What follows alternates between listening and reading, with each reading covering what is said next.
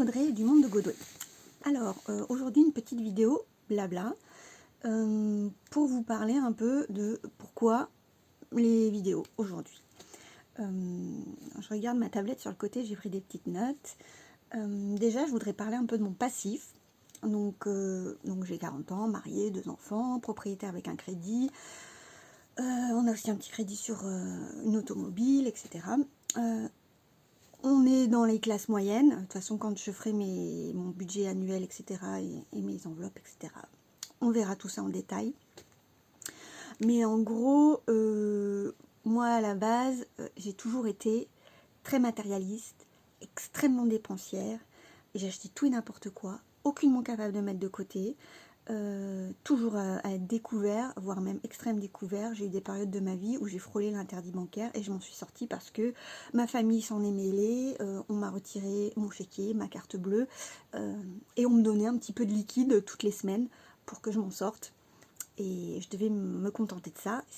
Ça a toujours été extrêmement frustrant pour moi de contrôler mes dépenses, toujours très très difficile. Et puis, dépensière compulsive, liée notamment à mes émotions. Quand ça va pas, je dépense beaucoup. Et puis, dans ma tête, c'est ça passera. De toute façon, ça passera. Ce qui n'est jamais une très bonne chose, n'est-ce pas? Ensuite, j'ai rencontré mon mari. Ça fait 12 ans que nous sommes ensemble. On est mariés depuis bientôt 5 ans. Et on a nos 2 petits garçons, etc. Et Jean-Baptiste n'est absolument pas dépensier. Il se contenterait d'un livre de poche par mois et encore, il va à la bibliothèque.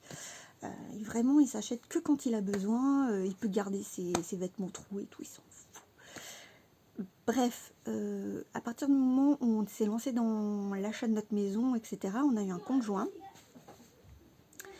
Et le compte joint, eh bien, ça fait qu'on a tous les deux fermé nos comptes séparés, compte joint. Et là, je me suis dit, il ne faut pas que je le foute dans la merde. Ça a été vraiment ça le challenge. Du coup, c'est moi qui gère les comptes. Et en fait, ça a toujours été... Attendez, je regarde. Mariage avec obligation de faire attention, c'est ce que j'ai noté. Et j'ai noté frustration. Parce que, ben voilà, obligé de faire hyper gaffe. Sans arrêt en train de jongler entre ce qu'on arrivait un peu à mettre à l'épargne, ce qu'on remettait un peu pour caler le découvert, etc. Enfin, des micmacs pour au final ne mettre que très peu d'argent de côté. Par chance, je travaille dans une grande entreprise qui permet d'avoir de la participation, de l'intéressement chaque année, auquel cas, soit je peux bloquer la totalité ou une partie. Donc généralement, j'en débloque une partie, j'en bloque une autre. Et puis cet argent nous sert à chaque fois à donner un bol d'air à l'année qui va suivre ou à faire des petits projets, ce qui n'était pas souvent le cas, faut se l'avouer. Et puis du coup j'ai des tendances dépressives, donc j'ai fait plusieurs dépressions, donc à chaque fois avec des grandes phases de dépenses et du grand n'importe quoi. Et en fin 2021, non, fin 2020, ça n'allait pas. Du coup, je suis allée voir une psychologue qui, assez rapidement, m'a dit « Mais vous devez être peut-être bipolaire parce que vous avez des tendances qui vous orientent, des symptômes qui vous orientent vers ce genre de diagnostic. » Alors, j'étais déjà super choquée. À ce moment-là, j'étais au travail à 100%. Et donc, j'ai décidé de prendre les choses en main et de trouver un psychiatre pour me faire aider, diagnostiquer, etc. Et tellement compliqué de trouver quelqu'un pour se faire diagnostiquer, mais vraiment, ça m'a foutu dedans, ça m'a fait plonger. Et résultat, j'étais en arrêt de mai 2021 à mars 2022. Et là encore, je reprends le travail, je suis en temps partiel thérapeutique. Et je suis qu'à 50% parce que j'ai encore des ajustements de traitement, etc. C'est compliqué et il s'avère qu'effectivement, je suis bipolaire. Et du coup, mes émotions qui font le yo-yo et qui, quand je suis en période haute, pump it up, c'est bon, je suis la reine du monde, il ne peut rien se passer, je vais tout dépenser. Et quand je suis en période basse, eh ben, je me fais plaisir et je compense, c'est mon doudou, je dépense de l'argent. super. Et puis vient le traitement. Et le traitement, bon, il y a eu des hauts et des bas, hein, parce que en plus du fait que ça m'a atténué totalement mes émotions, ma sensibilité, l'intérêt que je portais aux choses, etc. Enfin, j'avais l'impression d'être à côté de moi. Enfin, c'était tellement étrange. Là, je commence à me retrouver et je commence à avoir un meilleur contrôle sur moi et à avoir plus de facilité, moins de frustration à gérer mes dépenses, mes envies, à gérer mon budget. Ok. Du coup, les enveloppes budget. Pourquoi les enveloppes budget? Déjà, moi, j'ai toujours vu mes parents qui n'avaient qu'un seul salaire. On était une famille de 5. Donc un seul salaire, à mon père travaillait, maman foyer. Ma mère, elle faisait des enveloppes pour la semaine, pour les courses. Donc c'est des petites enveloppes la poste, hein, les enveloppes postales là, et elle mettait ses petits sous et on gérait l'argent comme ça parce que je les ai toujours vus ric-rac. Je pense aussi que c'est pour ça que moi je me suis totalement désinhibée vis-à-vis de l'argent. On a été, je les ai trop vus se déchirer pour l'argent et tout que moi c'est pas quelque chose que je voulais vivre. Moi je veux avoir des facilités avec l'argent. Ce n'est pas le cas. Malheureusement, on va y travailler. Bref, donc j'ai toujours vu ma mère faire ça. Et puis là, j'ai commencé à regarder des petites vidéos sur YouTube avec Louise Budget, Belette Budget, Gigi Budget. Enfin, il y en a plein des youtubeuses qui se montrent sur YouTube et qui expliquent comment elles font pour gérer leur budget. Et ce qui m'intéresse d'un premier abord, c'est le budget annuel. Mettre tout à plat et voir comment faire face aux grosses dépenses, quoi. Nous, par exemple, on est 4 dans la famille, 4 avec des lunettes. Bon, là, je les porte pas. Moi, j'ai vraiment besoin que de lunettes de repos. Mais j'ai un petit garçon qui a une énorme correction. On a une mutuelle pétée, claquée au sol. Elle sert pratiquement à rien. Et le petit zouzou, lui, ses lunettes, elles nous coûtent 400 € de notre poche. Notre plus grand garçon, ça nous coûte quasiment 200 € de notre poche. Et mon chéri et moi, pareil. Donc, et les enfants, ça évolue chaque année. Chaque année, on y a droit. Donc, il faut sortir au moins 500 balles. Et quand c'est pas mis de côté, ben, on tape dans la petite épargne qu'on a. Sans arriver forcément à remettre de côté. Donc heureusement l'épargne salariale qui tombe. Donc faire face aux grosses dépenses, les lunettes chez nous, les pneus, on est en région Auvergne-Rhône-Alpes, on est obligé de mettre les pneus hiver chaque année et du coup faut les changer au moins tous les 2-3 ans, hein. Ça va très vite parce que finalement on peut avoir de la neige de novembre, avril-mai. J'ai déjà vu de la neige le 5 mai.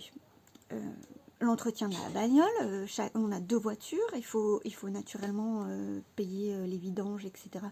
Les gros entretiens, etc. Les Noëls, moi j'ai commencé à calculer en fait avec tous les enfants qu'on a dans la famille. Dans la famille de mon chéri, il est issu d'une famille de 6 enfants, donc il commence à y avoir des neveux, des nièces.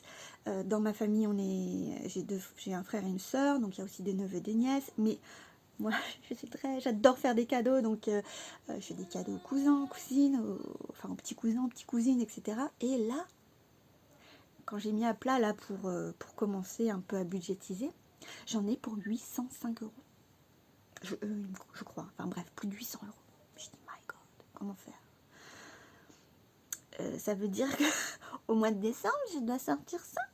Mais ce n'est pas possible. Très compliqué. Les anniversaires, c'est pareil, j'aime bien faire des cadeaux d'anniversaire. Au mois d'août, ils sont tous nés au mois d'août, les gens, super. C'est des bébés qui ont été fabriqués au mois de décembre, pendant Noël et Nouvel An, et du coup, ils arrivent au mois d'août. Voilà. Donc, je rigole, mais c'est ça, hein. Donc, du coup, on a plein d'anniversaires au mois d'août. Donc, moi, les enveloppes budget, j'y crois, parce que j'ai vu que ça marchait avec ma famille, et parce que je vois plein de personnes sur YouTube qui arrivent, donc je me dis pourquoi pas moi. donc j'y crois. Je voudrais faire face aux grosses dépenses. Je voudrais pouvoir aussi budgétiser des vacances. Mais vraiment, hein, des vraies vacances. Et tout ça en réduisant les postes de dépenses. Donc travailler aussi sur tous les prélèvements qu'on a et petit à petit arriver à réduire au maximum les charges fixes, quoi. Et puis travailler sur les charges variables, sur mieux voir où part mon argent, qu'est-ce que j'ai plus tendance à dépenser, comment je dépense mon argent pour intégrer ça et travailler dessus pour mieux contrôler. Ensuite, déjà 10 minutes, pourquoi YouTube ? En fait, YouTube, j'ai déjà ma chaîne depuis quelques temps là, et je l'avais lancée à l'origine pour mes activités.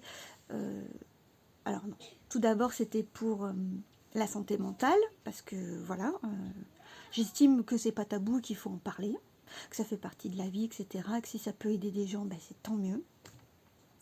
Ensuite, j'ai une activité artistique à côté où j'ai ouvert une petite auto-entreprise où je vends des aquarelles, des petits articles en pâte Fimo, des petits bijoux fantaisie, etc. que je peux fabriquer. Bon, ça j'avoue, ça marche pas fort. Je vais faire un marché de Noël là, le 4 décembre, mais voilà, mon activité est extrêmement réduite. C'est plus quelque chose qui me fait plaisir, c'est plus quelque chose que je pratique en tant que loisir. Et ma production, au lieu de la garder, parce que généralement je l'offre aux proches quand il y a des anniversaires, etc. J'en profite pour faire des petits cadeaux.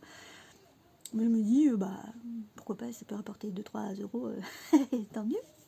Donc, à l'origine, ma chaîne, c'était pour ça. Et là, je me dis, je vais pas créer une chaîne spéciale. Après, je me dis, ça aurait été bien que dans le titre, il y ait budget et tout, mais... Et après, le bonus YouTube Money et tout, c'est vrai que ça serait super, mais l'origine principale, c'est... je voudrais garder une trace de l'aventure. Et je voudrais que, comme c'est public, s'il y a une communauté, si je suis suivie, tout ça, il y a une sorte de garde-fou, que je sois obligée entre guillemets de me dire j'ai un devoir envers les personnes qui vont me suivre, etc. De me dire je peux pas faire n'importe quoi, je me lance dans une aventure et je dois être un minimum rigoureuse, voilà quoi, c'est vraiment dans cette optique là. Donc il y a ce devoir de réserve que je veux avoir grâce aux vidéos YouTube publiées régulièrement. Et j'aimerais aussi, s'il y a une communauté, et je pense qu'il peut, hein, parce que franchement, c'est bien qu'on s'entraide, quoi. Voilà, moi je me dis, il peut y avoir une communauté où on s'entraide, où on peut... se poser des questions tous ensemble, essayer de voir où ça coince, s'échanger des tips. Moi, j'aime bien un peu les loisirs créatifs, donc j'ai dans l'idée aussi de créer quelques trackers, quelques supports et les mettre à disposition. Voilà, des trucs comme ça. Bon, je suis désolée, j'entends mes enfants derrière qui crient, mais bon. En gros, c'était ça. Donc la prochaine vidéo, ce sera certainement le classeur d'épargne et le début du mois de décembre, sachant que là j'ai reçu ma paye, donc il faut que je travaille là-dessus. Et je vous dis tout de suite, hein, et je le répéterai dans la prochaine vidéo aussi, je pense, je savais que j'allais commencer au mois de décembre. Je pense que ce n'est pas une bonne idée parce que c'est là où on va éclater les scores. Donc je pense que c'est pas une bonne idée, donc ça va être intéressant pour certaines catégories mais pas d'autres. Et au final, sachant que je commençais en décembre, Mais là, fin novembre, comment je me suis lâchée. En fait, mes enfants ont besoin d'articles pour la neige qui va arriver, etc. Des bottes de pluie, des trucs comme ça. Du coup, là, j'ai tout acheté sur Vinted. J'ai fait plein de petites dépenses. Donc, pour expliquer cette débandade, je vais certainement retracer un peu toutes les dépenses que j'ai pu faire fin novembre pour montrer que, bah voilà, on n'est pas parfait et que sous le coup de la pression, bah, j'ai craqué et ça arrive. Voilà. Merci d'avoir regardé la vidéo jusqu'au bout et je vous dis à très bientôt. Ciao.